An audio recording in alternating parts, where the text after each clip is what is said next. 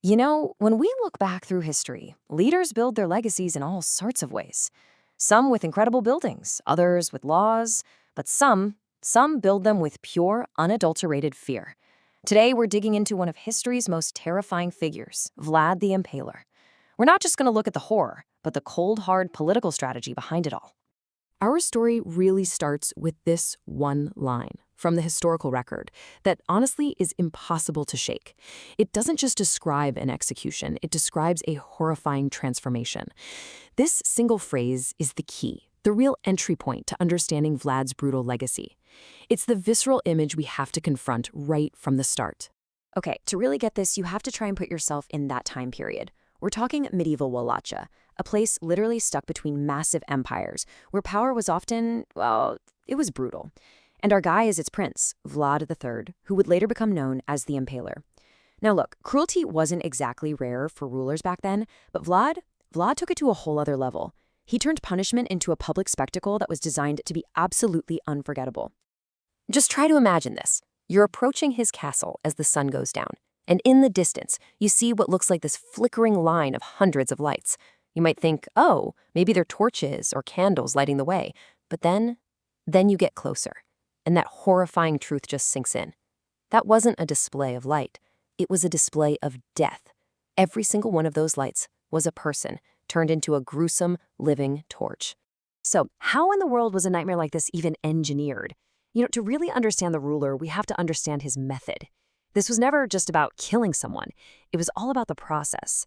So we've got to break down the anatomy, really, of his signature punishment, impalement. Now, this right here is the crucial detail. It was a choice. Think about it. A sword, an arrow. Those could kill a person almost instantly. But that was never the goal here.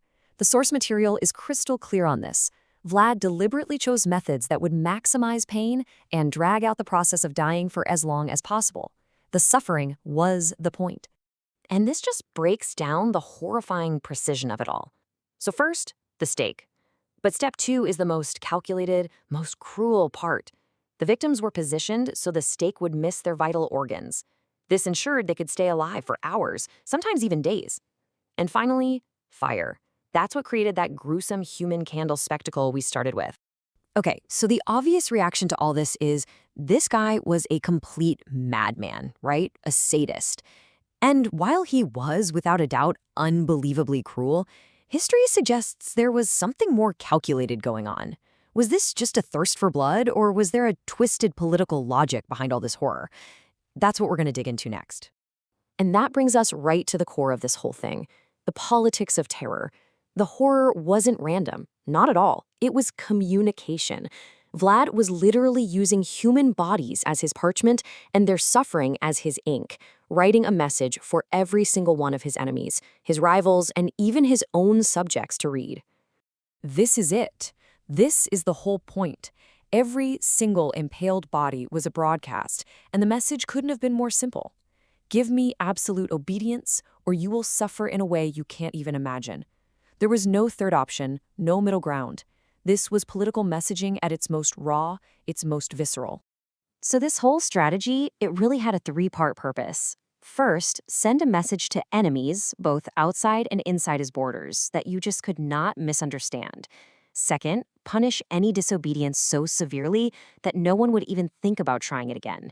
And third, create a legend of fear so powerful that it would intimidate opponents long before his armies even showed up. It was the self-perpetuating machine of pure terror. And the scary part is, this strategy was terrifyingly successful.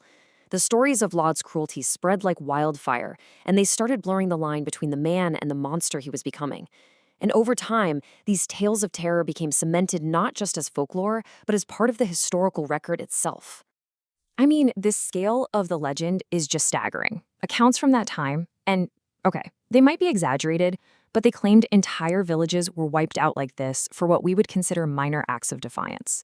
Whether every single story is 100% accurate or not, they all serve that political purpose, to amplify the terror to an absolutely unimaginable degree. It is really tempting to just dismiss all of this as medieval propaganda or, the spooky fantasy that inspired Dracula.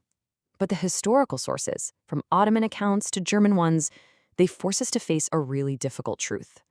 While the exact numbers might be debated by historians, the core reality of Vlad's systematic campaign of terror, that's not really up for debate.